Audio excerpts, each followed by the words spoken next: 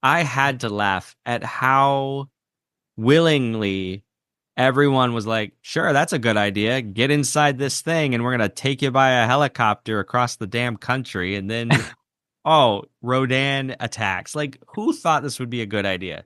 Why did they let her in that thing? Right. I think you even see one character like start to protest a little bit, and then another guy, like Azusa's boss, is like, "No, let her do it." It's like, why? Why would you let her do that?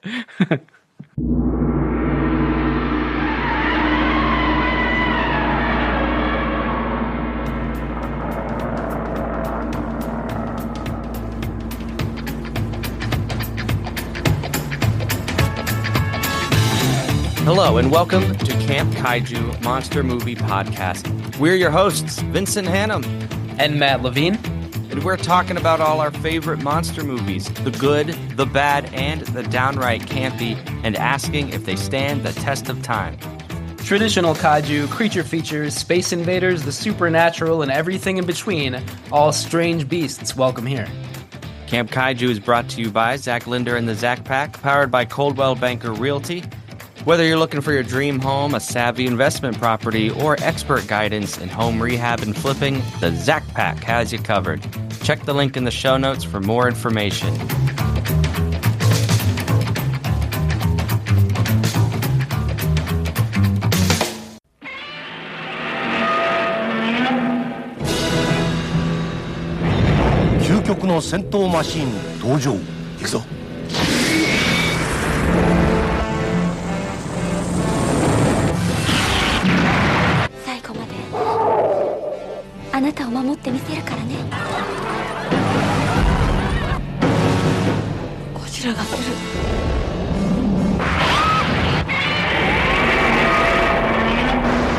Baby Godzilla をめぐる史上最大のバトルが始まる。この子が呼び寄せたんでしょうか。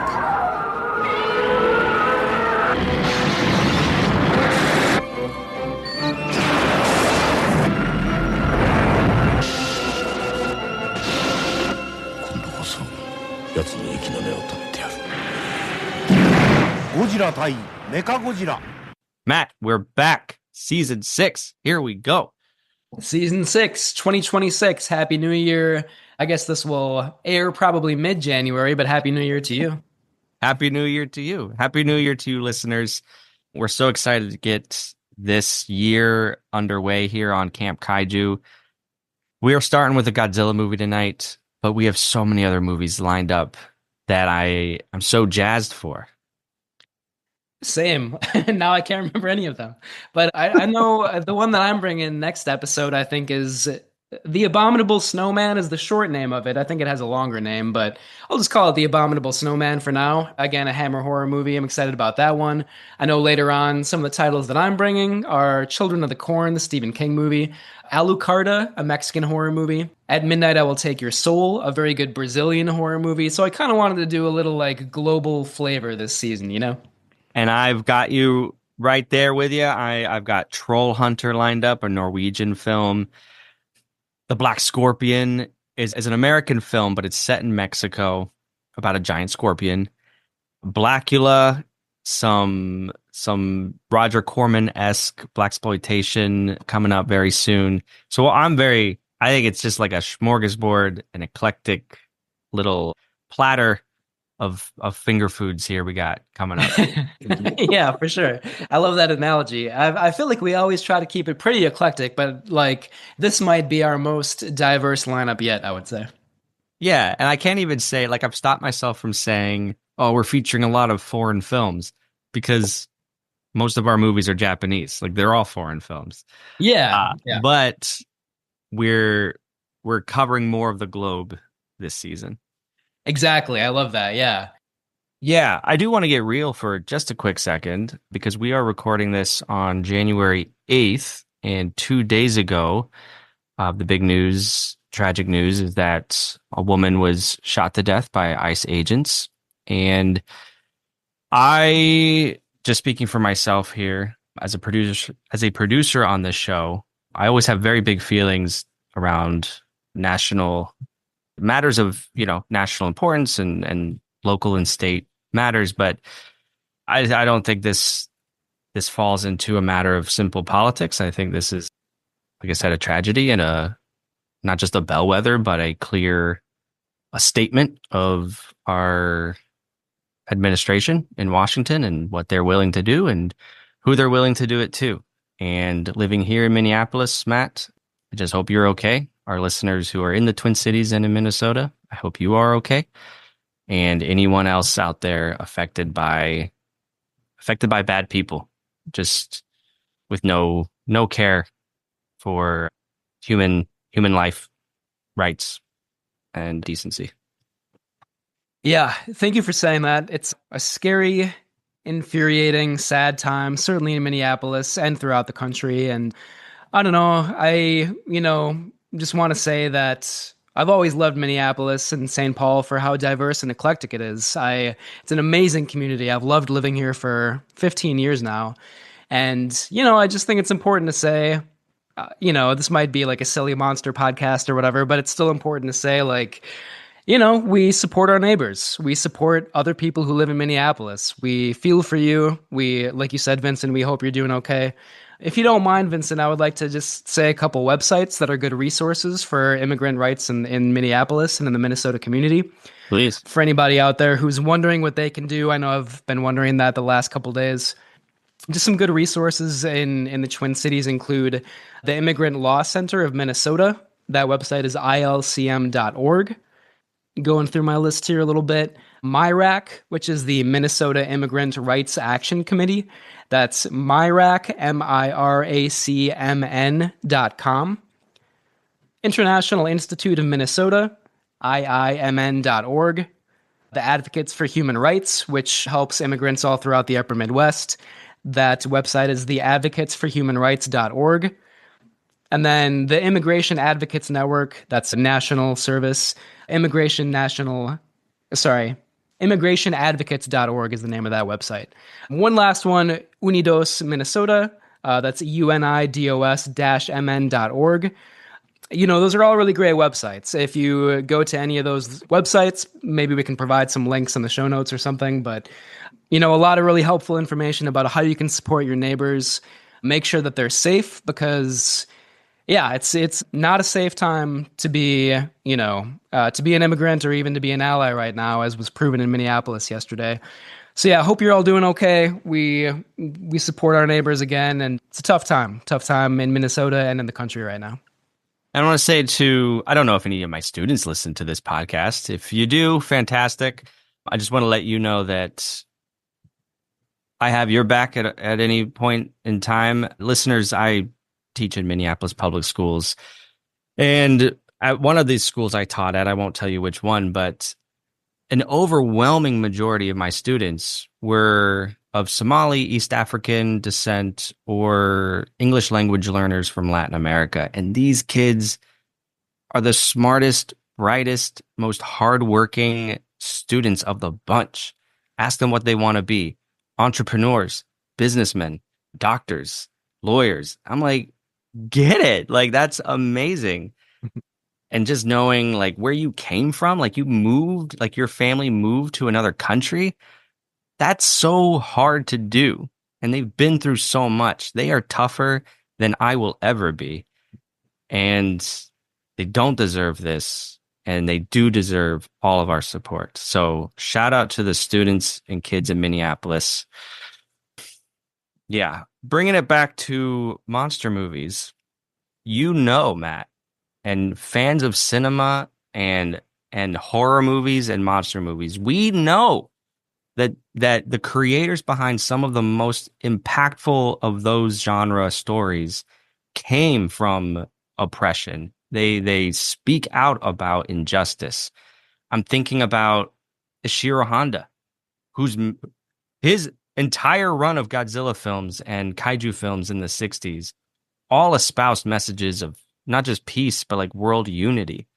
The United Nations isn't just like a dysfunctional body in his movies. They are what we can aspire to. I'm thinking about Star Trek too. Guillermo del Toro, watch Pan's Labyrinth as a really great critique on fascism. I mean, right? Like You Yeah. name anybody, and they're making these movies using our favorite genre to tell these stories. Absolutely. And I really love it on our podcast when we're able to kind of like dig into some of those political themes because I think monster movies are such a good and powerful vehicle for that. You know, they seem kind of like fun sci-fi or horror movies on the surface, but you can talk about really complicated social things about, you know, xenophobia, oppression, like you said, Vincent, like so many complex and kind of dark themes can sort of subtly or not so subtly work their way into these monster movies. I also think about some of the mid-century American movies like The Day the Earth Stood Still or Them, where it's like, you know, metaphors for McCarthyism and how oppressive American society was at that time too. And you know, I think we're in another period of American society where those themes of oppression, paranoia, you know, tyranny, dictatorship, as relevant as ever, if not more so. So this is an important time to have a podcast like this, just because like talking about monster movies is talking about the world, you know? Talking about monster movies is talking about the world. I mean, you're right. And I don't, you know, people ask me, oh, like, what are your hobbies? I'm like, I have a monster movie podcast. But I do take it very seriously because well, that's who we are. And we take our art seriously. So thank you, listeners, for being a part of it, for laughing with us, for thinking with us, for just caring and sharing your hearts with us. Yes, absolutely. Yeah. All right. Let's talk about Godzilla. Yeah. Yeah, in particular, Godzilla versus Mechagodzilla II. Not the first one. Not Terror. And not even a sequel to the first one, despite the name, which is very confusing. Man. All right. Well, before we get to that, some quick nuts and bolts. Please rate and review this show wherever you are listening to us, dear followers. Support us on patreon.com/campkaiju for additional videos, reviews, merchandise, and more. Other ways you can get in touch, campkaiju@gmail.com, campkaijupodcast.com, Instagram, our voicemail number, 612-470-2612. Join the ranks of our patrons, Jason, Chris, Sean, Peggy, Dawn, and our new patron, Steffi. Thank you so much. And of course, our anonymous patron, who I'd love to hear from about the dubbing aspects of this particular film. But we're going to have a good conversation. We got some things coming up, Matt, some events. But first, I just wanted to ask, you had some recent writings, publications? Found Oh, Footage magazine, is that right? Oh, thank you for mentioning that. Yeah, the newest issue of Found Footage magazine came out probably about a month ago at this point, and it's a digital only, it's an online only version for this publication, but so much great writing, a publication that I'm really honored to write and edit for. I have a review of a movie called Another Other, which was one of my favorite films of 2025, a really incredible short experimental film. But there's so much other good stuff in the latest issue of Found Footage magazine. So, yeah, that website is foundfootagemagazine.com. Check it out. Yeah, that's going to be in the show notes. Thank you. Absolutely. I also want to let you know, the world, that on February 11th at the Black Heart Bar in St. Paul, right on University Avenue, there's going to be a Nerd Night event. Now, if you don't know what Nerd Night is, it's a loose organization around the country, but what it is you get the chance to present like a slideshow of whatever topic you want. You get 15, 20 minutes. The floor is yours. And you present to the room, to the crowd. And right now, what I'm slated to do, they chose me. I was like, fantastic. On behalf of Camp Kaiju, is a presentation about who would win in a fight, the Thing or the Blob. I love this idea. Man, I can't wait to see your presentation. I will be there and I'll be taking notes, let me tell you. I hope so. And yeah, you all can get a beer, you can get some food. I've never done this before. I've never been to one, but I think it's going to be fun. So I got to do my research. I'm going to be focusing on the 80s films of those respective monsters, but I think I will throw in the 50s versions too. just for a wrinkle. So I don't know. Jury's out. Who's going to win? Listeners, let us know. I love it. You're the expert on that. I feel like you are the ideal person to talk about that subject, you know? I'm going to go deep. Yeah. Give me audio commentaries. If Found Footage magazine has a article on either movie, I just need all the materials.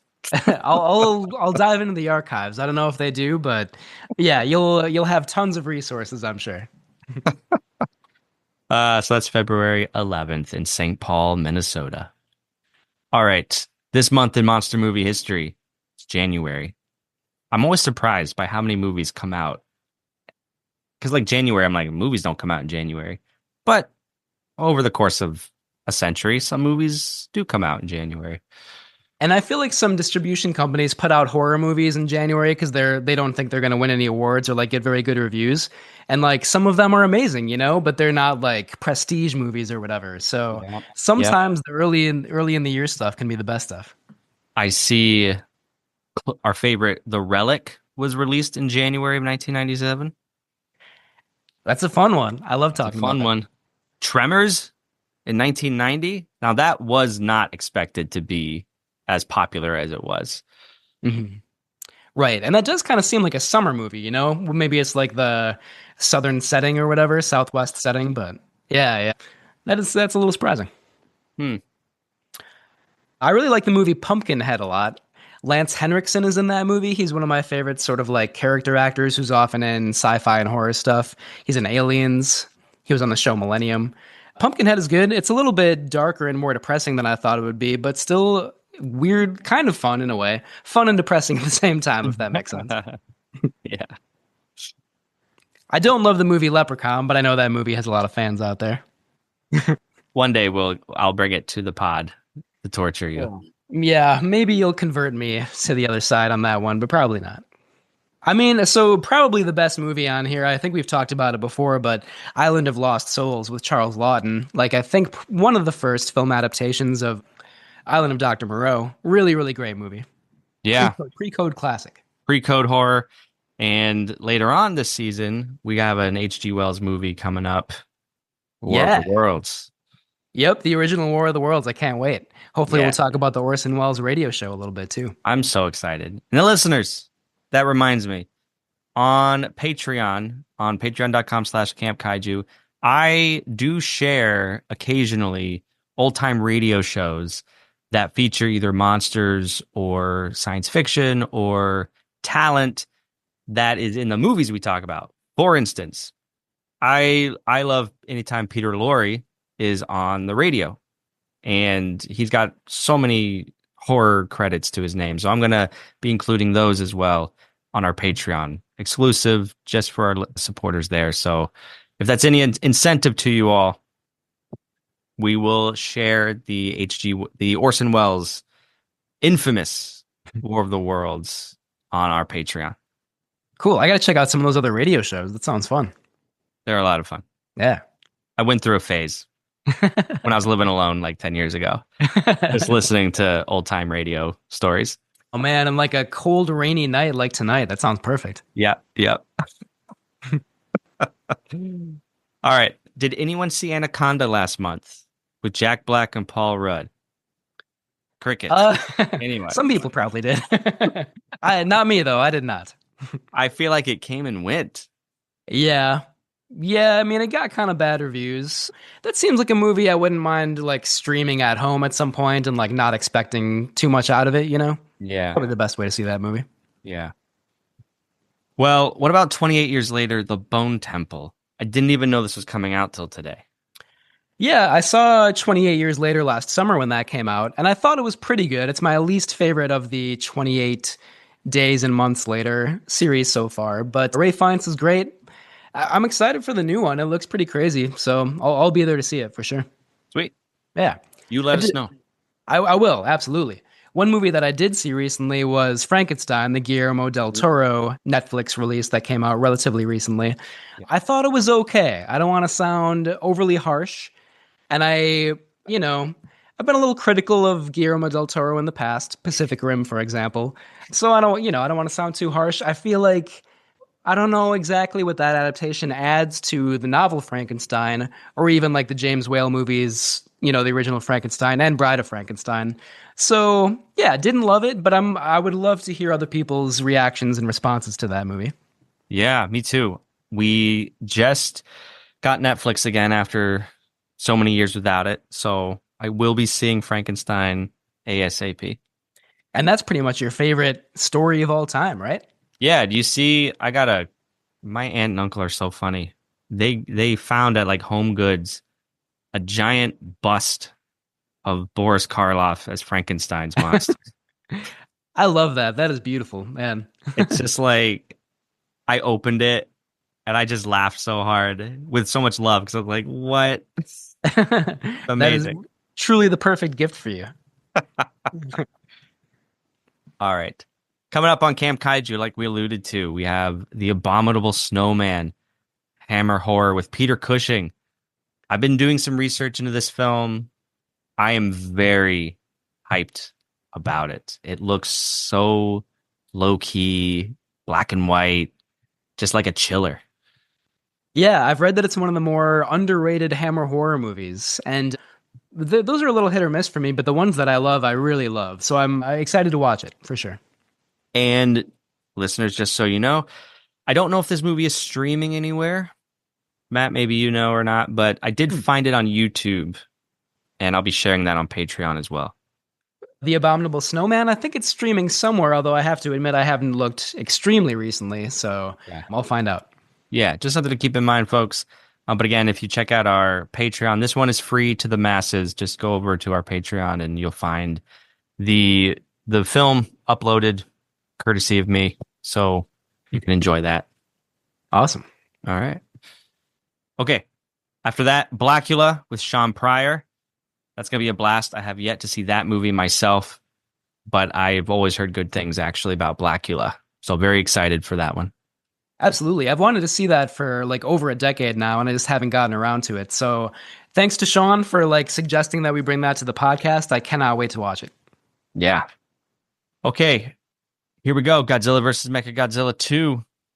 What is your personal history with this film? Really nothing at all. Like, I've really enjoyed the Heisei movies that we've watched so far for the podcast, which include Godzilla vs. Biollante, Godzilla vs. King Ghidorah, Return of Godzilla from 1984. I think that's the first one of the Heisei era. And I think I'm missing one too that we've talked about. Yeah, last year we watched Godzilla vs. Mothra. Right, yeah. And I really like all those. Godzilla vs. King Ghidorah especially is amazing. Like, definitely in my top 5 Godzilla movies that I've ever seen. So I had, high hopes for Godzilla vs. Mechagodzilla 2, but didn't really know anything about it. I came to this one later in the game, just a few years ago. I acquired it on DVD. It's actually available for free on YouTube with ads. A lot of these 90s movies got Columbia TriStar acquired the rights to for like US distribution. So you can find those Mechagodzilla 2 and Godzilla 2000. I don't know, but they're on YouTube for free with ads. So as a teacher, I'd have some downtime. I might throw this one up on the screen for the students. But with that said, I've never really sat down and just watched it. So it was a real treat to do that for this recording. The Bionic Monster, a menacing giant, an awesome machine, unleashed with a deadly task. Godzilla, the only hope for Earth's survival. Godzilla versus the Bionic Monster. Godzilla strives to win supremacy in a fight to the end. Will Godzilla triumph? The Earth survive? Godzilla versus the Bionic Monster, an earth-shaking movie, rated G. The Bionic Monster, now unleashed with a deadly task. Never before have Godzilla's mighty powers been so challenged. Godzilla versus the Bionic Monster, rated G.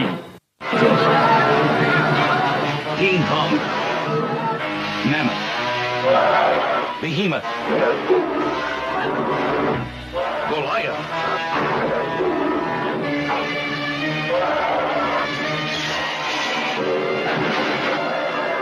King Kong escapes and meets his greatest foe, the Kong of Steel. A gargantuan duel, unmatched by any battle in history. thundering 60-foot robot Kong of Steel, creation of the evil Doctor Who, criminal genius who stops at nothing. Kong, once again, dig! King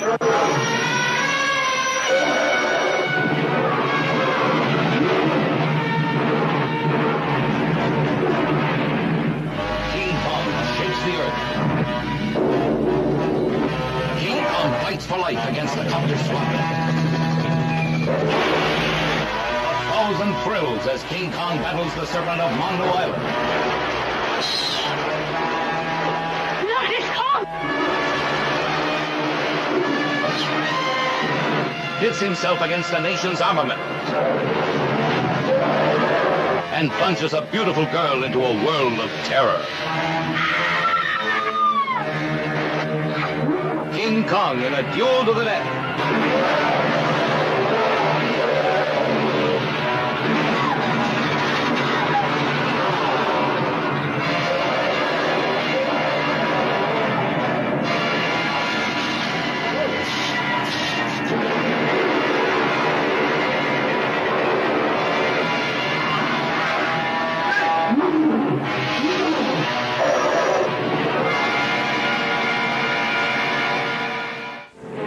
Godzilla, champion and defender of Earth in The Terror of Godzilla. Titanosaurus, Mechagodzilla, destroy them! He holds the front line of battle, while in their spaceships, aliens command a deadly duel. Will the powerful serpent Titanosaurus' cyclone tail and the robot monster Mechagodzilla's lethal rays destroy our Earth? See this ultimate test of power, The Terror of Godzilla, rated G. The director of Godzilla vs. Mechagodzilla II is Takao Okawada. He started his career at Toho in the 1970s, worked with Akira Kurosawa and Ishiro Honda as assistant director on Kagemusha, the Akira Kurosawa movie. He was the chief assistant director on Return of Godzilla from '84 and directed Godzilla vs. Mothra. He would go on to direct Godzilla vs. Destoroyah. So Okawara also directed that, and Godzilla 2000 from 1999. The screenplay for Godzilla vs. Mechagodzilla II is by Wataru Mimura, a screenwriter best known for his work on the Godzilla franchise in the 90s and 2000s. So he wrote Godzilla 2000, Godzilla vs. Megaguirus, Godzilla Against Mechagodzilla in 2002, and Godzilla Final Wars in 2004. The film was produced by Shogo Tomiyama. Sorry, let me try that again. The film was produced by Shogo Tomiyama. He produced most of the Heisei and Millennium Godzilla movies. Maybe I'll just mention the last couple people here on the list as well. The executive producer was Tomoyuki Tanaka, who I think was the executive producer going back to the original, right? Like Correct. For decades. Yeah. So definitely the OG Tanaka, and then another OG doing the music for Godzilla vs. Mechagodzilla 2, Akira Ifukube. I believe this was the last film that he scored in his career. That's possible. And Ishiro Honda had died in February of 93, right before production started on this film. So, like we said, Godzilla vs. Mothra was the last one released in his lifetime, but this movie was coming out. You know, we're losing the OGs, but we still have Ifukube and Tanaka in charge, doing what they do best. Yeah, absolutely. And the music is really incredible in this movie. I think that's responsible for a lot of its power. I do want to mention one more crew member who I think is also one of the highlights of the film, which is the visual effects director, Koichi Kawakita. I believe he was the visual effects director, right? I just want to make sure and check my facts here. Yes, Koichi Kawakita. His effects work on this movie is really incredible. He did a lot of the effects for like movies in the Heisei era, so also Godzilla vs. Biollante, Godzilla vs. King Ghidorah, Godzilla vs. Mothra, a lot of the movies that we just talked about. And his work here is really phenomenal, I would say. I agree. I'll get to that with the good, but yeah, phenomenal work.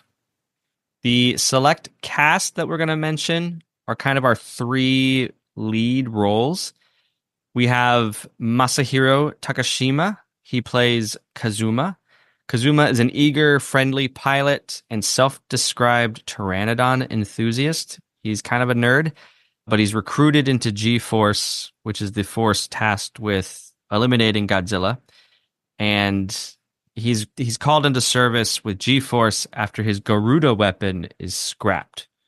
And that weapon is like a giant flying laser cannon that ultimately affixes itself to the back of Mechagodzilla to give Mechagodzilla some extra ammo because it needed that. To create Super Mechagodzilla. Yes. Which is what it's called in the movie. It's so cool. It's so fun. The Garuda thing that Kazuma flies, it's kind of like a TIE fighter in Star Wars, right? It reminded me of that. Yep. And there's a scene where he's piloting the craft and he gets knocked by one of Rodan's beams and he's spinning around inside the cockpit, which was very reminiscent of TIE fighters in Star Wars. Yeah, for sure. I love that. It really is so fun. Yeah. The movie also stars Ryoko Sano as Azusa. She's a scientist who watches over the Godzillasaurus egg when it hatches. So that Godzillasaurus egg, some scientists discover on an island and bring it back to Kyoto. And she's the scientist that cares for the baby Godzilla that hatches from that egg. That's right. Is it Minya or is it Baby Godzilla? Better than Minya, in my opinion. I prefer Baby. I'm Baby all the way. Yeah. I don't think you're alone in that. Yeah. The director thought so anyways. He wasn't a fan of those older Son of Godzilla movies. Yeah, he and I agree on that for sure. And the treatment of Baby Godzilla in this movie is pretty good. It's one of many things I think is an improvement on like the kind of like goofy, what's the word? Family friendly tone of some of those Son of Godzilla era movies, Right. So they're taking a concept from the 60s that they treated relatively comically, but now they're treating it seriously. What would this be like if we did that? So I agree. I appreciate that take on ostensibly silly characters. Yeah, totally. That's a good way to put it. Megumi Odaka returns. She plays Miki, a psychic with a connection to Godzilla. Miki first featured in Godzilla vs. Biolante and in each subsequent Heisei film. This actually is a record for the most recurring human character in the Godzilla franchise. So she's a welcomed presence. She's doing her psychic thing, which is a little, dare I say, campy at times. Maybe a little plot shortcut at times. Yeah. I do enjoy that element though. I really liked it in Biolante as well, and I think it works pretty well here. I like the character, and I like some of the sort of more emotional moments that her presence provides in the movie. Also, I don't want to sound shallow, but she's really adorable, and she has these like ears that stick out a lot, and they're just so cute. I love her presence in this movie so much. Yeah, I didn't want to say it, but I was like, she's the one with the big ears. Which, I mean, that's a good look. I mean, yeah. I'm not, yeah. Nothing against big-eared people out there. Yeah. Mine are drooping with my age. I feel like I don't know, my ears are kind of big, but I've like grown into them over the years or something. I don't know. We got the production backstory of this film. It was intended to be the last of the Heisei films, but I feel like I've read that about every single one of these up until this point. But that being the case, Toho didn't want to compete with TriStar, who had put into production their own Hollywood-produced Godzilla film, which would eventually become Godzilla from 1998. So Toho is like, all right, we'll cool our jets after this film. They also wanted to honor the passing of Ishiro Honda earlier that year with this final film. This next note is crazy. You want to read this? Yeah, sure. Tanaka's first idea was to redo King Kong versus Godzilla, or have Godzilla fight Mechanic-Kong from King Kong Escapes. But maybe not surprisingly, the licensing for any Kong appearance in this movie from Universal Pictures was extremely expensive, prohibitively so. Another idea had Mechanic-Kong injecting Godzilla with G-Force soldiers who would bring Godzilla down from inside his own body. Which, yeah, your note here is what could have been. That would have been really crazy. It's sort of like Inner Space meets Godzilla a little bit. Yeah. Fantastic Voyage is a movie that with a similar idea. Mm-hmm. Oh my God, can you imagine? Like, we're inside Godzilla. Weird. I wish I like this movie a lot, but I kind of wish they had used that concept maybe for a future movie because I'm sure they never actually used that concept, right? Agreed. Yeah. I haven't seen it yet. Well, there's still time. I hope they do someday. That's just so out there. Like that is so sci-fi. I would I would watch the hell out of it over and over and over again. Yeah, it would be so surreal. I can picture just like how crazy it would look right now in my head, you know? And then they come across Godzilla's brain that's in his butt. Yeah. Which the military, the G Force or whatever, they come up with something called the G Charger to like hit that second brain in his butt. And it's like, if you have an immature sense of humor, just like the ideas that come to mind through that are pretty ridiculous. Like when they called it Operation G Charger, I think. And like you can cut this part out of the episode if you want, but like before they said that in my head, I was like, is it called Operation Anal Probe? Because that seems like that's what it's going to be, you know? Look, Mechagodzilla has one thing on its mind. It just got to get to the brain, butt brain. Yeah, the butt brain. I love it. That's a pretty ridiculous sci-fi concept in itself. That is true. Yeah. So why Mechagodzilla? Well, based on the success of reintroducing King Ghidorah and Mothra in previous films, Tanaka and Tomiyama decided to bring back another classic foe from the Showa era. Now, Matt, we talked about Terror of Mechagodzilla once on this show. I really like that movie. Mm-hmm. I think you do too. Yeah. But I think we differ on the original Godzilla versus Mechagodzilla. Yeah, I think that's the one I didn't like all that much. Terror of Mechagodzilla is the one with the aliens with the really cool outfits, right? I forget what they're called. Yeah, the ones who are like the leader. There's one bizarre scene speaking about like risque innuendo. The leader's like whipping his minions with a cat of nine tails or something. Really yeah. I remember that. Yeah, I like that moment. And what are we talking about on this show? This is a PG-13 episode. But I think that was from Terror of Mechagodzilla, not Godzilla versus Mechagodzilla, which, to be honest, I barely remember, but I don't think I liked it very much. Okay. Godzilla versus Mechagodzilla has the aliens that are apes, and when they get killed, they revert to their ape form. Right. I do remember that. That's like the really far out sci-fi in that movie. I like that ape stuff, but I think the rest of it, like even the Godzilla stuff, I didn't like too much in that movie. But I guess maybe one downfall of this podcast is just like we've watched so many Godzilla movies. Some of them do kind of blur together a little bit after a while. Oh, for sure. Well, we haven't featured that first Mechagodzilla film yet on the show. So one day we will, and we'll be able to pay more attention to it, I guess. Yeah, for sure. Nice. But I am happy that Mechagodzilla was back for this one, which I'm sure we'll talk about pretty soon here is just like the special effects and like the appearance of this thing is very, very cool. I mean, like for anybody that loves Transformers or like, we've talked about some of these podcasts recently, like Robot Jocks, for example. There's a lot of just like little boy fun to be had with the design of Mechagodzilla. Yeah, it's pure mecha. And, I wish I had Sean Childers on the show here. Yeah. Have his take on it. But yeah, it's a really great blend of traditional kaiju with that Japanese love of giant robots. Yeah, absolutely. Well, that's probably a good segue to the next point here, which I can talk about a little bit. There was more CGI on Godzilla vs. Mechagodzilla 2 than on the previous Godzilla films. The Godzilla suit was new. Mechagodzilla was less angular than the previous incarnation, and there was no suitmation for Rodan. It was mostly puppets and marionettes. And all of it looks pretty great, in my opinion. Agreed. I love Rodan, how that creature is brought to life in this film. Because the Showa Rodan, the first film from 1956, I think the special effects still hold up. But in the later films, you could see wear and tear on the suit.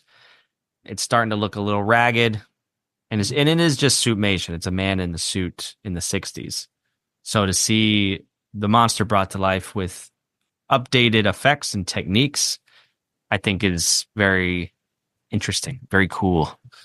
Yeah, for sure. And the first appearance of Rodan in this movie, I'm kind of working in some of my good stuff a little bit early in the episode, but it's a really incredible moment. Like they find the egg on this island and they're like, they don't really know exactly what it is, but they think maybe it's a Rodan egg at that point, although that turns out not to be the case. But then shortly after that, we see Rodan's first appearance and it's this like wide shot and the clouds are kind of like, it's very cloudy and dark and kind of ominous. And we just see Rodan like soaring through the sky in the distance, and like Akira Ifukube's score is just like also very ominous and like atmospheric and evocative. It's an incredible moment. I love that shot in the movie. I agree. And I love the shots of Rodan flying over Japan in the daytime. And you have the Rodan's enormous shadow soaring over buildings and people. And then just like the effects of, matte or composite photography and all these techniques working really seamlessly with a puppet. Can I see a string or two? Maybe if I look hard enough, but it doesn't matter. Like the magic of the movie just transcends any of those little bits of, quibbles you might have. Totally agree. Yeah, the couple wires that you see are infinitely better than like the, CGI overload that you would see probably like 10 years after this, Yeah, not long. Yeah. And CGI was used a lot in this movie. Yeah. I did notice it, but it never distracted me. Yeah, it always seems like an add-on to like the practical effects work, Yeah, really great blend, which I think is the best way to use these things. For sure. Oh, so going back to Minya or Baby Godzilla, this character was updated and included to appeal to female audiences who were a big reason why Godzilla vs. Mothra was so successful in 1992. However, director Okawara felt about the original Baby or Son of Godzilla movies. That's the producer's job to say, look, we need butts in seats. Women see movies too. Let's include cute dinosaurs. I don't know if that's like any of that's politically correct, but be that as it may. Yeah, you're right. You're right about that for sure. But yeah, I like the appearance of, like I was saying before, I like the appearance of Baby Godzilla in this movie a lot more than Minya back in the day. I read that like the design of Baby Godzilla was meant to be like a lot more dinosaur-like than Minya was in Son of Godzilla. And I think you can tell that it's like, it is cute and like kind of goofy, but like it also makes some kind of logical sense that it would be like a Godzillasaurus that's like not Godzilla, but like part of the same family tree or whatever, It all kind of makes sense. Yeah, yeah. And I'm glad it looks like it could be a real animal. Yeah. As opposed to Minya, which is just like, what are we doing? This doesn't look like Godzilla. Right, exactly. And then it just gets, I mean, I'm okay with silliness, but it's like preposterous in that movie. Yeah. It goes off the deep end. Yeah. In terms of the dubbing, I'm not going to get too in the weeds, but Toho had a Hong Kong company issue an English dub for the international release. TriStar, like I said earlier, released the film on home video in the United States in 1999 with a new English dub. I believe this is the version I watched anyways. My box set of these movies is like released through TriStar. I would love to see this movie in the original Japanese. That option was not available to me on my DVD. I just get this 99 dub, which I don't think was like a great dubbing. For instance, everyone pronounced Rodan as Radon, which is how it's spelled in the original Japanese. But we all know, at least in English, that's not how you say the creature's name. Yeah. I'm not mad about it. I just want the original language. Right. I did watch it in the original Japanese. I streamed it on Prime, which I don't always love using Prime, but like their availability is really great on there. And I think it was the TriStar release, but it was the original Japanese version of it.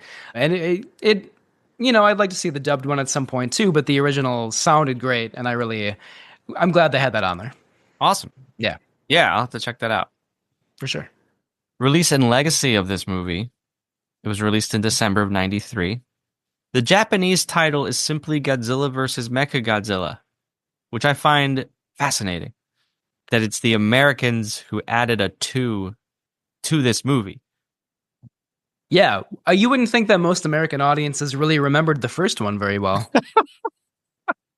Strange. Because it's not a sequel to that movie. Right.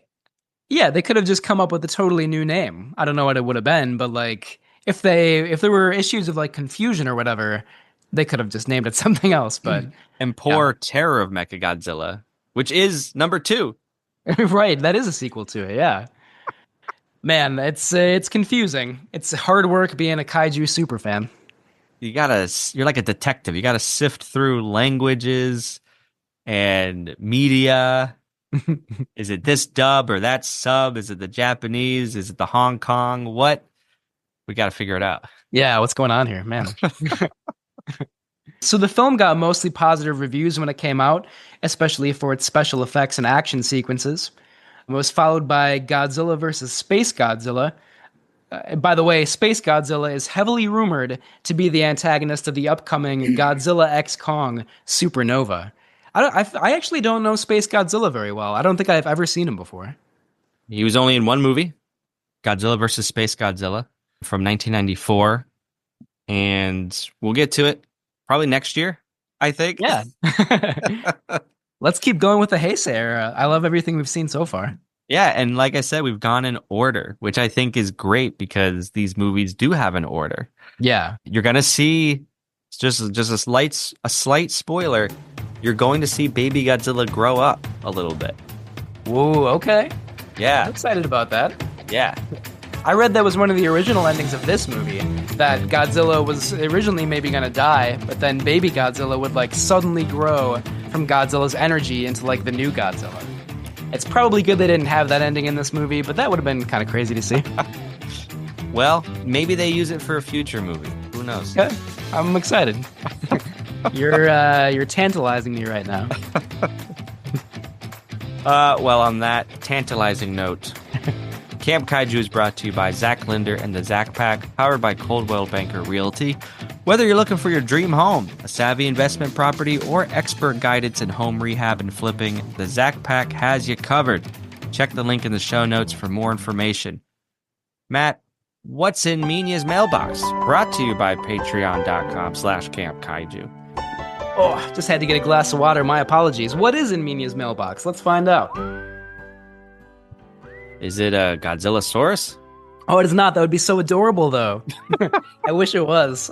We could play around in this like little pen, and like sing it songs and everything. That'd be great. But it is not that. It is a comment from Don, superfan Don via Patreon. Don has a comment about the giant spider invasion. He says, "This was quite an interesting film, but I knew I was going to have fun. A few seconds after the opening credits, there he is, Alan Hale himself, and the first words out of his mouth are, 'Hi, little buddy.' How can you not love that?" When they mentioned the neutron initiator, all I could think of was reverse the polarity and the neutron flow from Doctor Who. But a lot of people wouldn't get that reference. Definitely I don't get that reference, I'm sorry to say. Don goes on to say, "Definitely an enjoyable movie. I'm curious what the updated anniversary version will be like. I hope one or both of you guys were able to see it and tell us about it." Thank you, Don. Yeah, I definitely still am kind of like keeping an ear out about the new footage for the giant spider invasion. I don't know if there are any screenings coming around here, not that I've heard of so far, but I'm intrigued. Me too. Bill Rebane, if you're listening, I hope you enjoyed my Christmas card. Keep us updated, please. We hope to hang out properly and see your movie in person. That'd be amazing. Yeah. Yeah. We just have one more little comment. This is from Big Texas Butters on Instagram, which just props to that name. It's the best. Big Texas Butters comments about Gappa the Triphibian monster. They say, "Just finished listening yesterday. Great episode. Love that movie when I stumbled upon it years ago." And that was kind of my experience. Saw it on Tubi. I stumbled upon it. I threw it on. I ended up really liking it. Not so much on follow-up watches. If I had seen it back in the day, I probably would have some like nostalgia value for it. I'm sorry to say that I do not have that for that movie. It was we have a lot of comments about Gappa. I will just say we got so many more to come. Real hot and cold. Like some people really love it. Some people can leave it. Yeah. I don't know. Like I don't hate the movie, but I'm not gaga for Gappa either. I hope that's the name of the official fan club, Gaga for Gappa. It's great. Thank you, Big Texas Butters. Thank you, Don. Thank you, all of our Patreon supporters. Thank you, all of our listeners here, near, and everywhere. Keep them coming. You really add a lot to the show with what you comment and want to talk about. We did have some questions about Peter Lorre. Is he coming back? Where is he? His honeymoon? Well, let me tell you, he's coming back. He came back last week. He dropped by my place, picked up his things. He's out the door, Matt. Oh, man. He's moving in with Lenore, who was a raven, who transformed into a beautiful woman, I'm told. And they went off. They got married. Don't know if, what's next for those two lovebirds, but Peter and Lenore are living on their own now. Good for them. That's amazing. Yeah. Still honeymooning. Maybe they're traveling the world. But I told him he can work remote. So yes, he could be anywhere in the world. Wow. He's a free man. Yeah. His next recording could be from, who knows where? The jungles of Borneo. Let's go with that. He's going to be reviewing that Shemp Howard picture called Crazy Nights from 1944 about 3 cracked-brained clowns trapped in a haunted house with runaway gorillas, ghosts, and more. Wow. 3 goofballs run up against ghosts and a giant gorilla in a haunted house is the official synopsis here. I love that. Goofballs. Yeah, not stooges. There's just one stooge, 2 goofballs. Man. I can't wait to hear Peter talk about that. It sounds amazing. Same. Live from the jungles of Borneo. Yeah. Man, I don't know where that came from. I'm going to use that now. I would be honored if you do.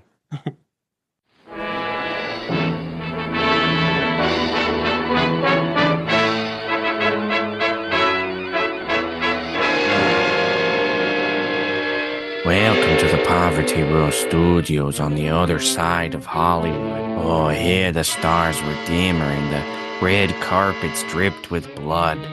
Together you and me, yes, we will watch the best of the worst. Movies known for their limited budgets, outlandish concepts, and questionable performances, but with enough haunted houses, zombies, ape men, and devil bats to keep you up at night. This is the Poverty Row Picture Show, and I dare you to sleep through these nightmares.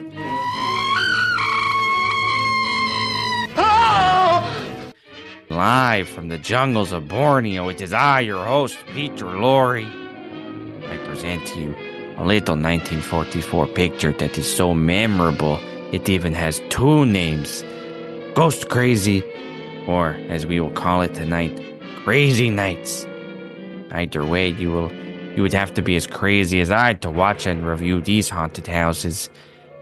This haunted house movie that has more booze than the booing crowd in Young Frankenstein. Yes, you remember the picture well. Either way, forgive the forced pun. I'm working remotely here in my tropical mountain cottage, and the bats are flying by here in the twilight. Oh yes, I am quite enjoying the afterlife these days, taking it a little easier, watching my movies, Poverty Row movies, eating my fish heads. Oh yes, I did it all at my leisure. And Lenore, she's up to something in the back. She kind of does her own thing these days, but that's all right with me. We have a healthy balance. Anyways, Crazy Nights is a 63-minute monogram film that will challenge your funny bones in all the wrong ways. Shemp Howard leads this film as a circus performer whose act was to imitate a gorilla for is to imitate a gorilla for unwitting customers. His partners in the ring include Billy Gilbert and Maxie Rosenblum. The three complete a trio of unholy slapstick that reeks as a Three Stooges knockoff, despite, of course, Shemp's status as a stooge himself. Now, Billy Gilbert is interesting. He was well known for his long career as a Hollywood funny man. And while he comes off in this picture as an unfunny Lou Costello, you could see that maybe there was something there, and this maybe just wasn't a vehicle for him. Yes, well, you've seen it all before, folks. Crazy Nights is an episode of Scooby-Doo with mistaken identities, jilted lovers, and a pesky poltergeist that turns out to be the disgruntled handyman. Spoilers if you care about that kind of thing. So now what does this picture have going for it? Well, perhaps the junior high antics may be stupid enough at times to elicit a chuckle here or there. The last 10 minutes, for instance, is a revolving door farce involving Shemp in his gorilla costume and a genuine gorilla, which of course is played by ape actor Art Miles.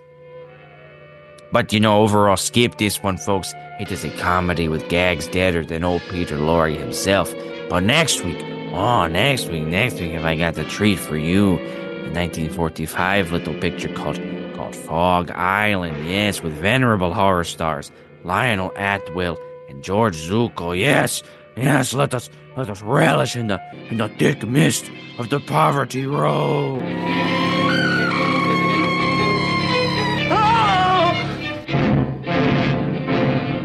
Hello, Kaiju Campers. Just wanted to give you a little postscript. I would be amiss not to mention the passing of Bob Burns, who passed away on December 12th, 2025. Bob Burns was a noted, legendary archivist, collector, monster movie enthusiast. He was an actor in his time, a producer, a director. He made connections with Hollywood celebrities, with regular old monster kids like you and me. He made the festival rounds. He provided scores of audio commentaries. If you have any classic monster movies on DVD, go check them out. You might have a Bob Burns commentary on there. When you have a moment, just look up Bob Burns and keep him in mind. All right. Until then, you stay campy, and Mr. Burns, you rip in peace.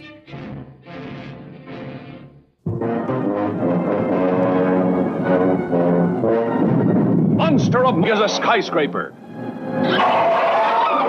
When he moves, the whole earth quivers and quakes, and an abyss of horror opens up.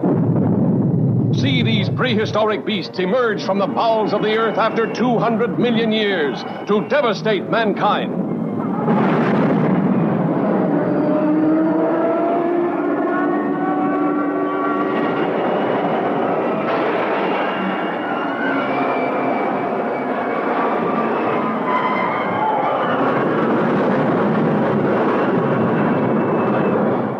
Supersonic jets cannot catch him. Rockets cannot stop him.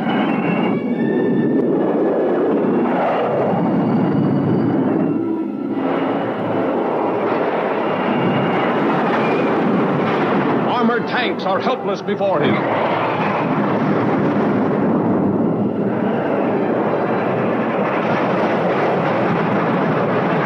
Even guided missiles are powerless. See Rodan destroy a modern city, leveling it to the earth with a killing airstream of his mighty wings.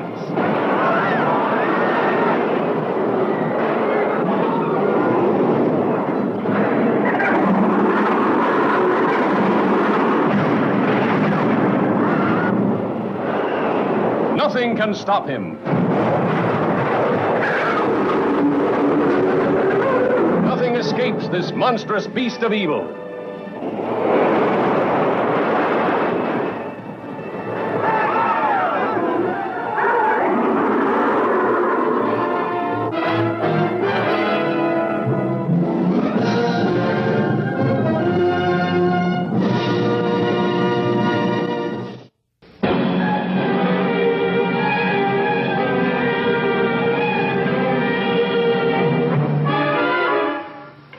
The mightiest monster the world has ever known. The mightiest egg the world has ever known. Introducing the son of Godzilla.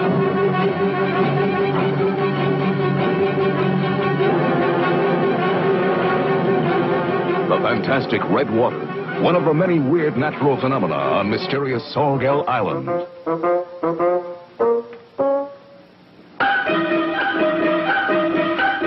A great scientific experiment begins. Try another frequency. What is it? It seems as though something's jamming the wavelengths. Son of Godzilla, a rollicking monster spectacular.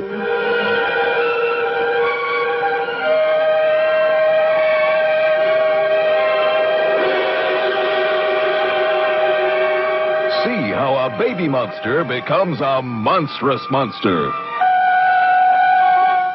All right.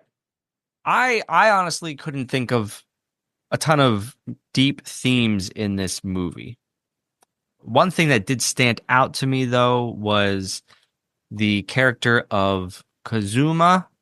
Is that right? Azusa. And she is having like an impassioned speech to some government political figure. And she makes the point that Baby Godzilla is not to be used as a commodity because they want to use Baby Godzilla as bait to lure Godzilla away from Japan. And she says it is a living being worthy of life, not to be used again as a pawn. So that's all I got out of this movie. I think you're right about that. I think there are some kind of like tangential themes that go along with that a little bit. You know, like Azusa definitely does. That's her name, right? Yeah. Sorry, I know you just said it.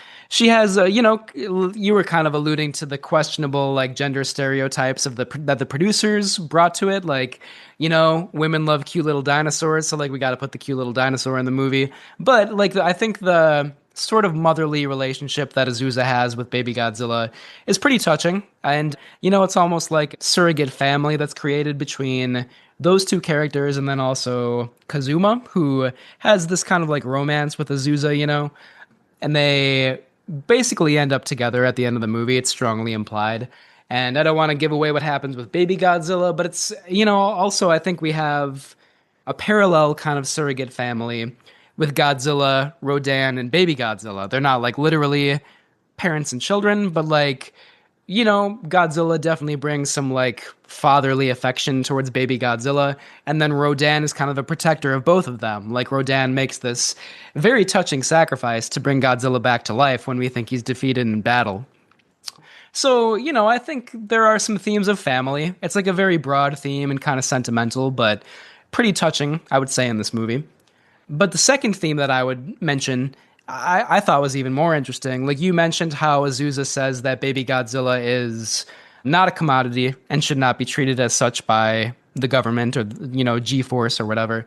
And then at the very end of the movie, there's another speech about how, Mechagodzilla is vanquished by Godzilla and Rodan.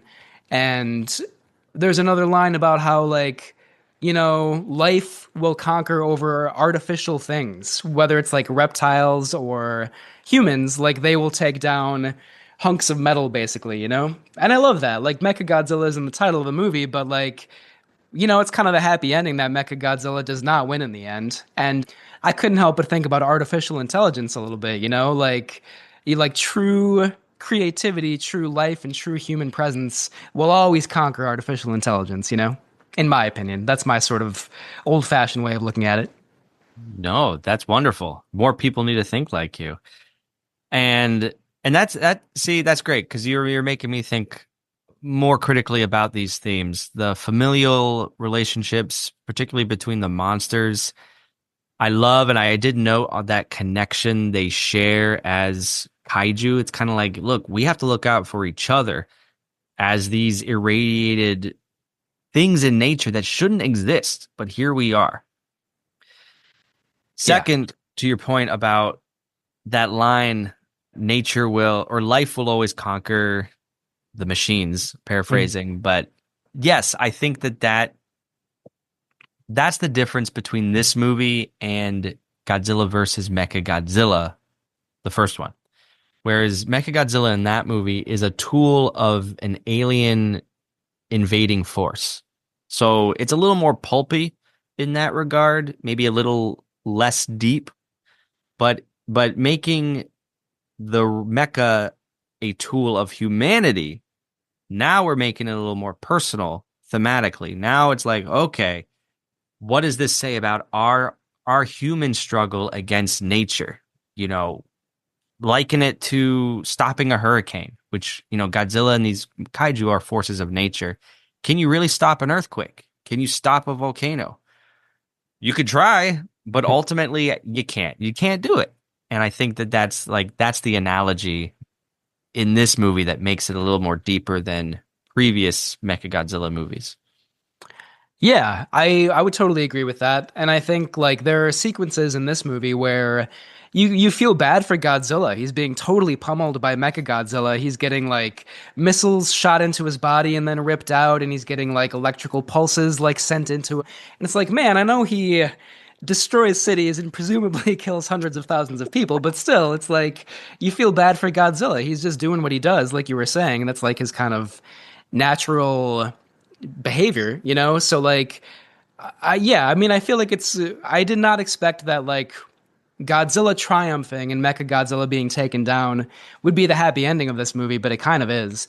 And I thought of Pacific Rim a little bit too, which, you know, a very similar storyline, like governments create mechas to take down these kaiju.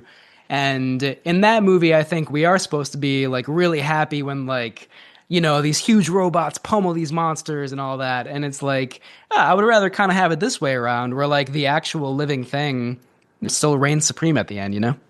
Yeah, that's an interesting take. Like if Godzilla versus Mechagodzilla 2, it's just a matter of perspective. This movie takes the side of the monster, Yeah. but you could easily flip it. And in the world of the movie, the whole world is rooting for Mechagodzilla. Right. Yeah. Yeah, it's cool. You know, I think that's one of many reasons these movies have such staying power and like lasting value, because we love these monsters and we kind of do want to see them win, you know? Absolutely. Well, yeah, this movie is like extremely entertaining. I think it kind of just like jumps into the action right away with like Mechagodzilla and this like government lair, and the effects again are really really great. And then it just like never really lets up. I think like the climactic battle between Godzilla and Mechagodzilla maybe goes on a little bit too long, but I do think like all the kaiju battles are really beautiful and a lot of fun. And speaking of beautiful, like this is just like an extremely well shot, good looking movie. Like there were some shots where I like gasped out loud. There's a shot, like you mentioned, Rodan flying over the cities, but also there's a shot where like Godzilla is like standing next to some skyscrapers, like at dusk. The sky is like a deep purple behind him. It's gorgeous. I love that shot. And then like later on, when Godzilla is resurrected by Rodan, there's just like lights and like explosions all over the screen, and it's like totally eye popping. It's such a beautiful movie. Can I add on to that? There's a scene where Rodan is on the ground, like he's been pummeled, and Godzilla is walking up to him, and it's just the frame is Rodan's face, and in the background approaching is just the legs of destruction of Godzilla. Yeah, you know, it's just framing like that that's so intriguing. You know, it just makes you lean in closer to the screen. Absolutely, yeah. And like there are definitely some examples of that in the older Showa era movies, but I really like these Heisei movies a lot because like I just feel like the visual creativity kind of takes a step forward, and the special effects and the things they can do with that obviously allow that to happen a little bit, but it's like very impressive for sure. I remembered what I was going to say before. Whatever the reasons for female inclusion in this movie, the fact is that 2 of our 3 leads are women, and I realize that now in the midst of our conversation. So I just want to shout that out. Like we have I think strong female representation. They're scientists. They're women with, you know, even if the men are pushing back against them, they are still strong-willed women. And the man in the trio, he's a nerd. Like I'm saying, like he's not a threatening masculine meathead. He's like a nice guy who's there to support them as well. So I think there's like, to use the term, there's like a really feminine energy with this trio.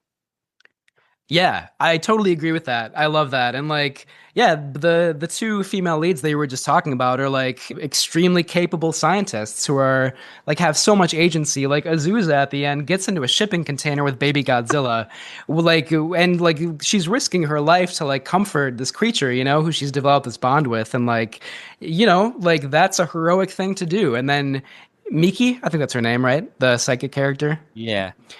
She's the one who like knows where Godzilla's second brain is and like has, certain qualms, certain reservations about like being used to attack Godzilla, but she still goes along with it. So anyway, she's a complicated character, and I feel like, the Bechdel test, which is like a test about like the agency of female characters, do they operate independently of male characters, and so on and so forth. I think the characters in this movie pass that test. Yeah, yeah. And yeah, I think you can go on about that. Godzilla at the end of this movie shows a parental instinct towards baby Godzilla. And I know the world just refers to Godzilla as a he, but we don't truly know that. And I think Godzilla can be, well, here's my thesis. Men can also be motherly. How about that? I love that thesis. Yeah, for sure. And I like what you said about the feminine energy in this movie. And honestly, I think that's one of my favorite things about it. Yeah, yeah. I think Rodan is a female. I don't know why. They refer to the monster as a he, but in the first movie, like the first Rodan film, we have a mother and a father. Mm. And there's just something about Rodan that, I don't know, strikes me as a female character, like Mothra does. Yeah, for sure. Protector, that kind of thing, Yeah. Right. Caretaker. Mm-hmm. But men can be that too, and we should be. Absolutely. All right, what else do you like about this movie? I do like that theme that kind of comes in at the end about life conquering artificiality, that whole thing. The Ifukube music is really phenomenal. Like, I love all of his soundtracks, but this might be one of his best. And there are so many moments that just are lent so much power and almost melancholy through his music. So yeah, that's really great. Yeah, that's the main stuff for me, I think. Same. All those things. His score blows me away. In the beginning, like you said, when we're getting just shots of Mechagodzilla being built, but also we see King Ghidorah's head, the Mecha King Ghidorah. It's just taking me back to one of my favorite movies, and I'm feeling really pumped. I love the special effects. But I can't put into words how effective, how good, how mind-bogglingly intricate these special effects are, with like the blinking eyes when baby Godzilla, like the close-ups, because the effects are so good, they allow close-ups of baby Godzilla, of Rodan, of Godzilla. And I'm not distracted at all by the suit, by the artificiality. Like, it's so lifelike, and the animatronics were being used, but man, it's good. Like, there's life in those eyes.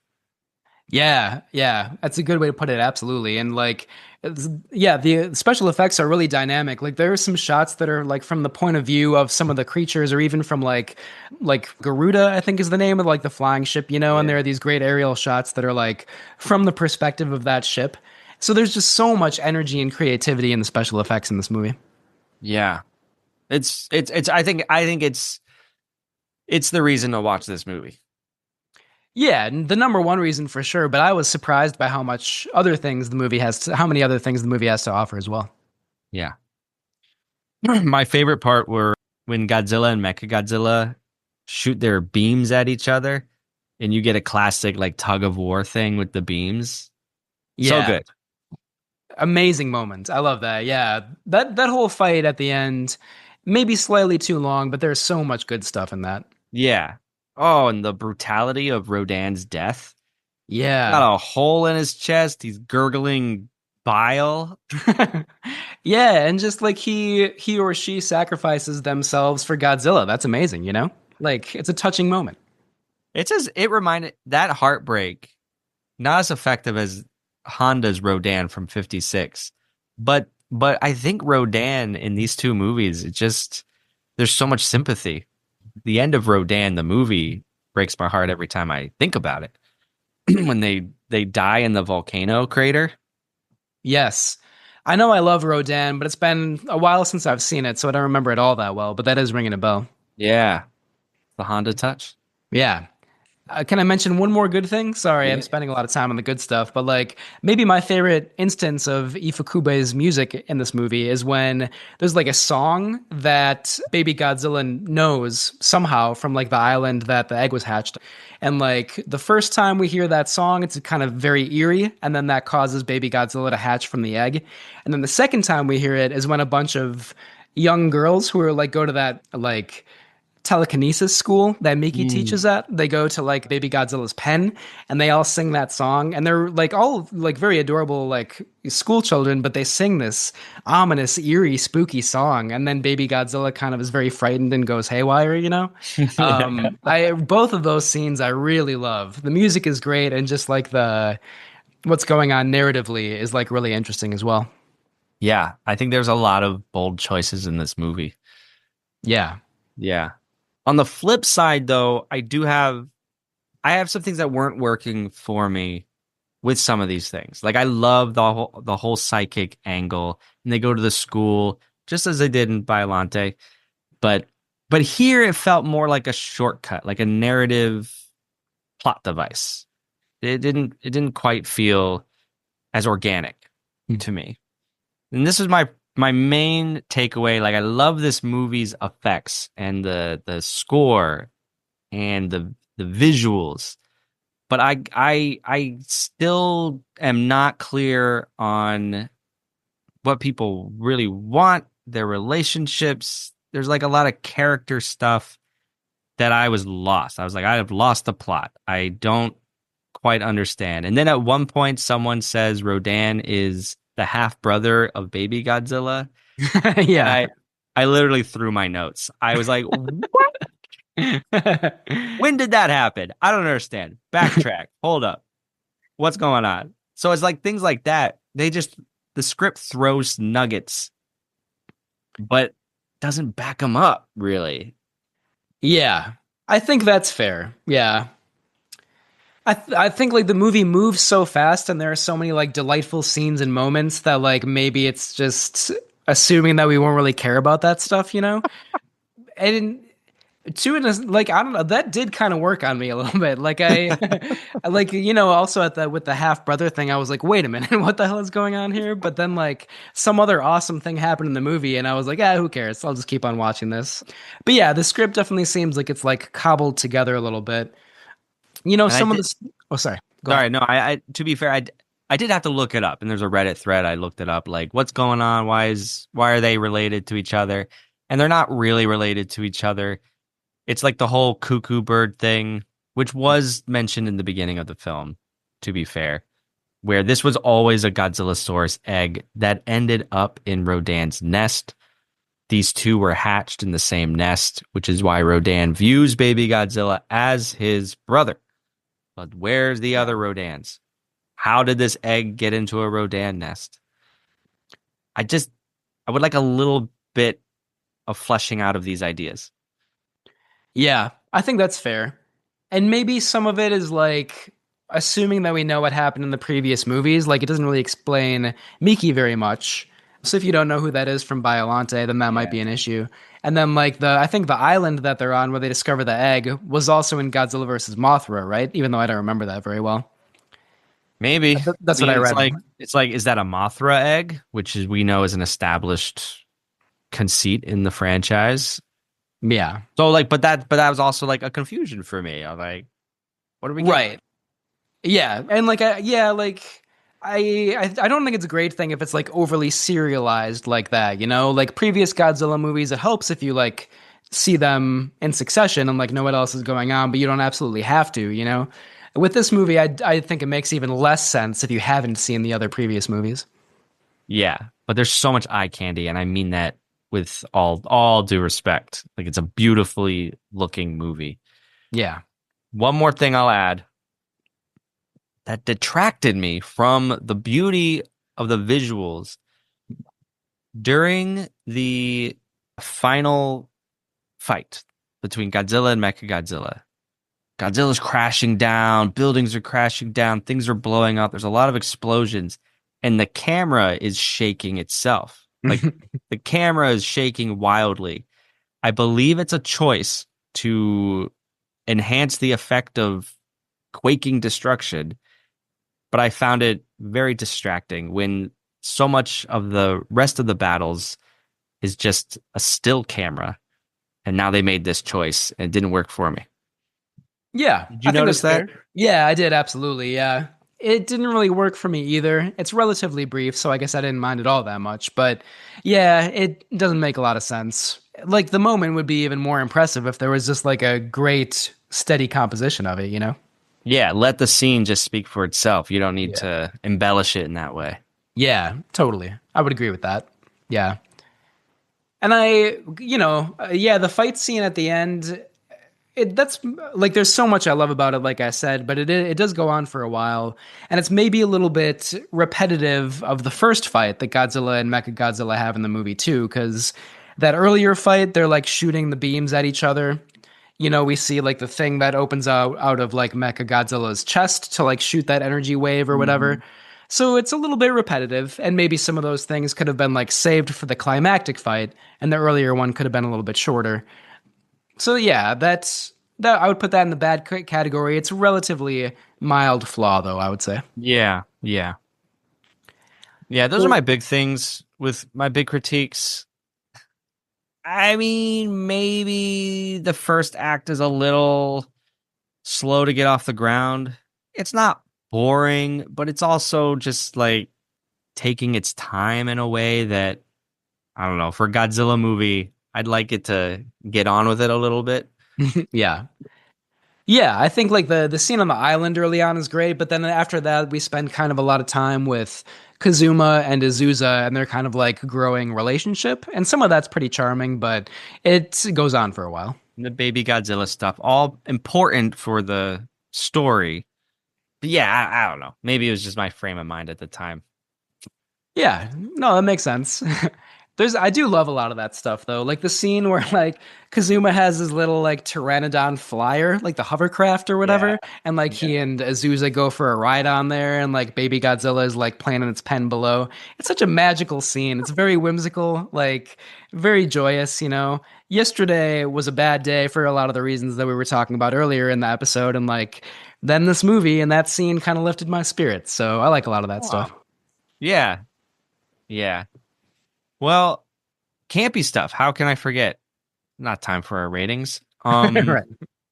One thing that comes to my mind when Azusa gets in the shipping container with Baby Godzilla, I had to laugh at how willingly everyone was like, sure, that's a good idea. Get inside this thing and we're going to take you by a helicopter across the damn country. And then, oh, Rodan attacks. Like, who thought this would be a good idea?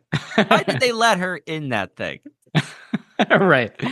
I think you even see one character like start to protest a little bit, and then another guy, like Azusa's boss, is like, "No, let her do it." It's like, why? Why would you let her do that?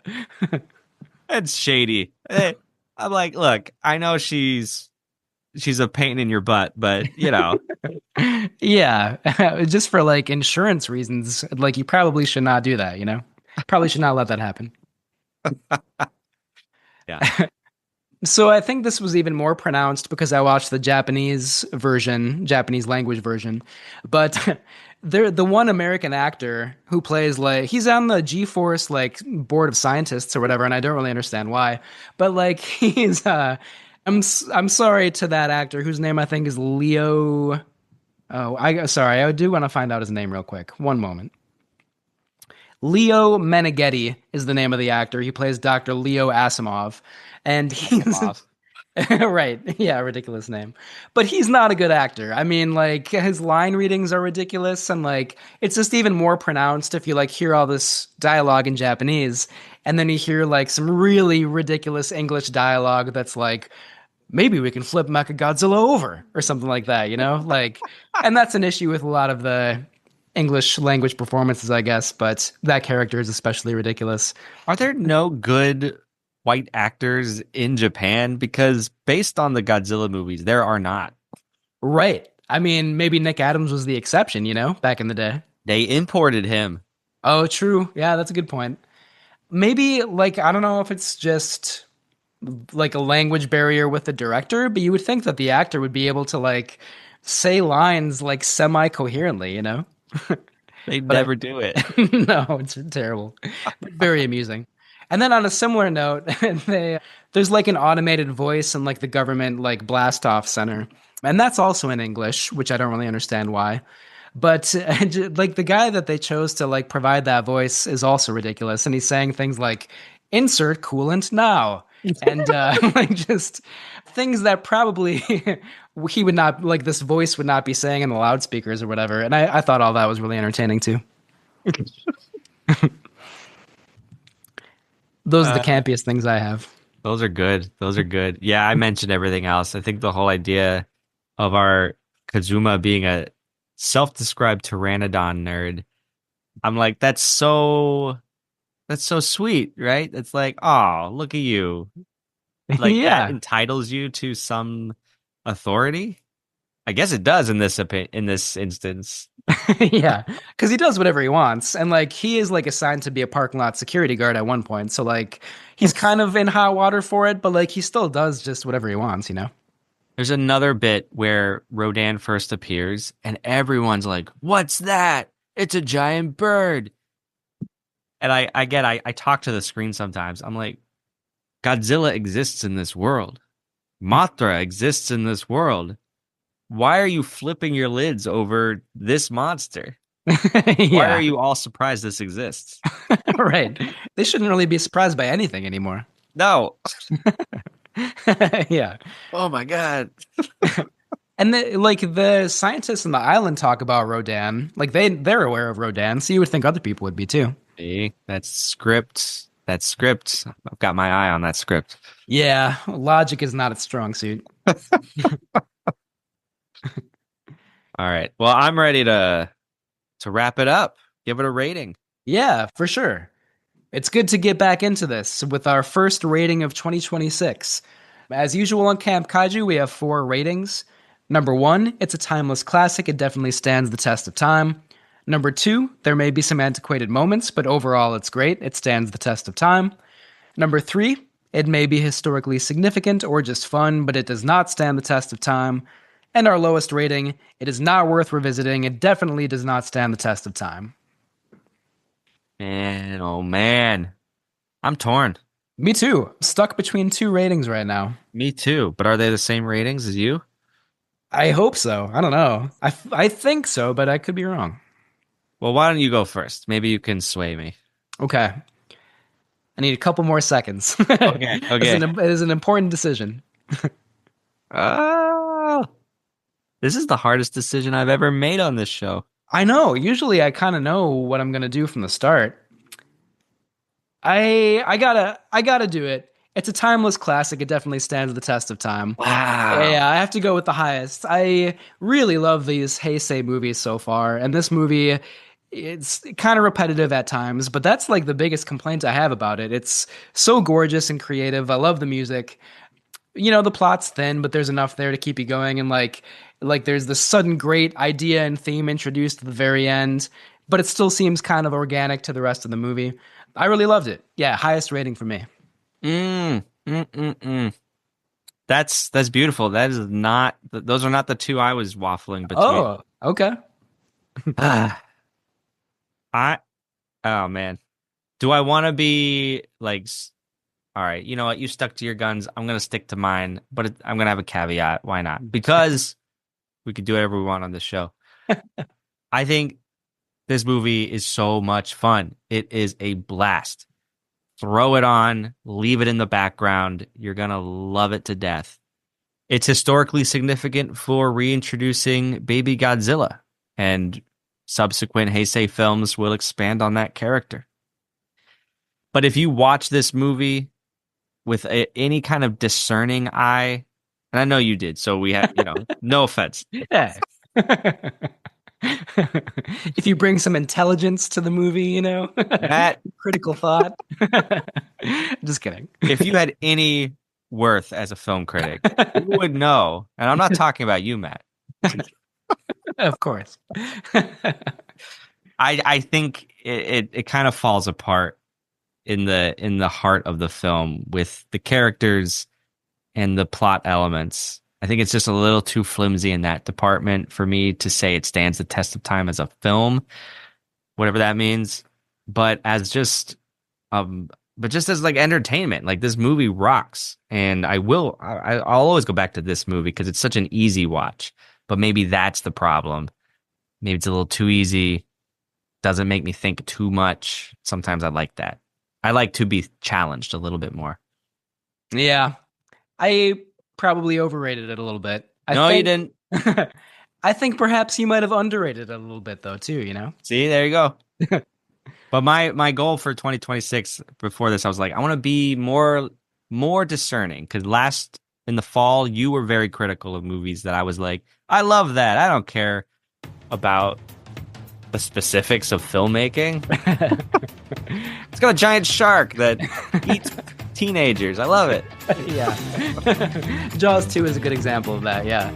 I think we're going in opposite direction, because I do feel like, you know, for 2026, I want to be like, you know what? This movie gives me pleasure, and I love that. Like, highest rating, you know? 5 out of 5. Yeah, that's so great. And we need that. So if I rained on anybody's parade out there, sorry, but this movie still rocks. So 100% agree with you. And we also need the critical eye and the appropriate criticisms. So we need both. There you go. Yeah. Listeners, let us know what you think. All right. Well, coming up next, Matt, what do we got? The Abominable Snowman from 1957, a Hammer horror release. Very excited for that one. Me too, folks. Check out our Patreon to watch it, and we'll be in touch. Until then, stay campy. Thanks for hanging out with us, friends. Please rate and review the show and follow us on patreon.com/campkaiju for additional videos, reviews, merchandise, and more. Other ways to get in touch: campkaiju@gmail.com, campkaijupodcast.com, Instagram, and our voicemail number, 612-470-2612. Camp Kaiju is recorded in Minneapolis, St. Paul, Minnesota, with Meanies Mailbox music by Ben Cook Feltz. Thank you, friends. Until next time, stay campy. And Camp Kaiju is brought to you by Zach Linder and the Zach Pack, powered by Coldwell Banker Realty. Whether you're looking for your dream home, a savvy investment property, or expert guidance in home rehab and flipping, the Zach Pack has you covered. Check the link in the show notes for more information.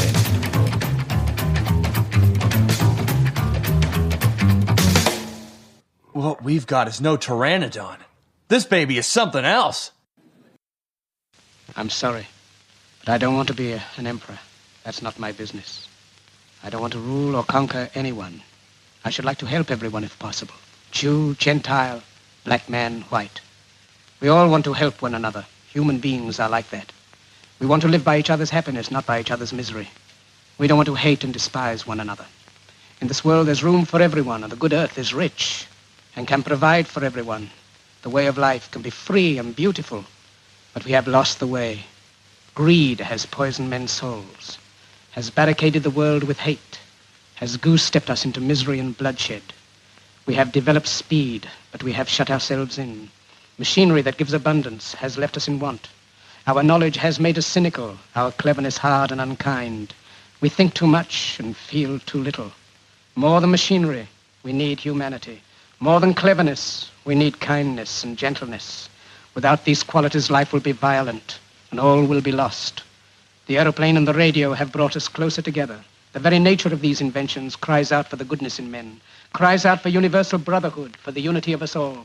Even now, my voice is reaching millions throughout the world, millions of despairing men, women, and little children, victims of a system that makes men torture and imprison innocent people. To those who can hear me, I say, do not despair. The misery that is now upon us is but the passing of greed, the bitterness of men who fear the way of human progress. The hate of men will pass, and dictators die. And the power they took from the people will return to the people. And so long as men die, liberty will never perish. Soldiers, don't give yourselves to brutes. Men who despise you, enslave you, who regiment your lives, tell you what to do, what to think, and what to feel, who drill you, diet you, treat you like cattle, use you as cannon fodder. Don't give yourselves to these unnatural men with machine minds and machine hearts. You are not machines. You are not cattle. You are men. You have the love of humanity in your hearts. You don't hate. Only the unloved hate. The unloved and the unnatural. Soldiers, don't fight for slavery. Fight for liberty. In the 17th chapter of St. Luke it is written, the kingdom of God is within man, not one man nor a group of men, but in all men, in you. You, the people, have the power. The power to create machines, the power to create happiness. You, the people, have the power to make this life free and beautiful, to make this life a wonderful adventure. Then in the name of democracy, let us use that power. Let us all unite.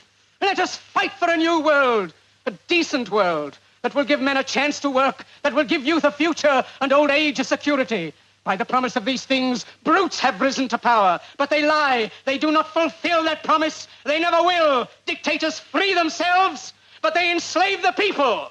Now let us fight to fulfill that promise. Let us fight to free the world, to do away with national barriers, to do away with greed, with hate and intolerance.